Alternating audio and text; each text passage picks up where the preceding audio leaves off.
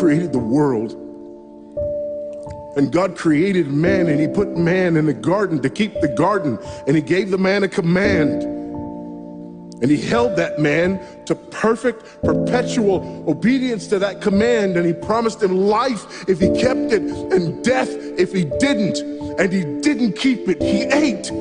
And because he ate, because of that one man, sin entered the world and death through sin. And everyone born from that man through ordinary generation inherited that man's sin nature. And because of that sin nature, sins proceed from it. And our world is broken because of that sin.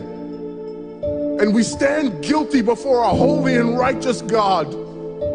And we know that he's holy, and we know that he's righteous, and we crave justice.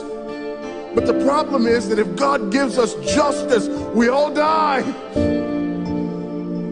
And so that God, in his goodness and in his mercy, sent forth his son, who was not born of ordinary generation, but was born of a virgin. Yes, the virgin birth matters. Why? Because if he's born of ordinary generation, he's born in sin. But because he's not born of ordinary generation, he's not born in sin. He's clean of sin. His record is clean. And he keeps his record clean. And he obeys God's law.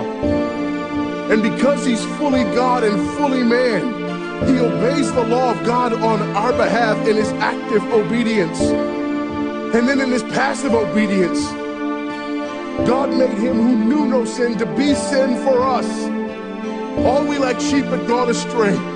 Each of us had turned to his own way, but God laid upon him the iniquity of us all. And Christ died for sin once for all, the just for the unjust. And God imputes our sinfulness to him. And he nails our sinfulness to the tree. And Christ dies and raises again on the third day for our justification. And there's another imputation. The righteousness of Christ is actually imputed to us, so that God can be both just and the justifier of the one who places faith in Jesus Christ, so that all those who come to Christ may enter in, so that all those who place faith in Christ might be saved, but not only saved, but sanctified, because he's the firstborn of many brethren. We're justified and we're adopted into the family of God, and we're sanctified, and as his children we begin to bear the family resemblance, and we're further sanctified throughout this life by the very same gospel that saves us, until one day when it's all said and done, we're not just saved from the penalty of sin, we're not just saved from the power of sin, but one day we're glorified and saved from the very presence of sin. That's the gospel that we preach. That's the gospel that we need.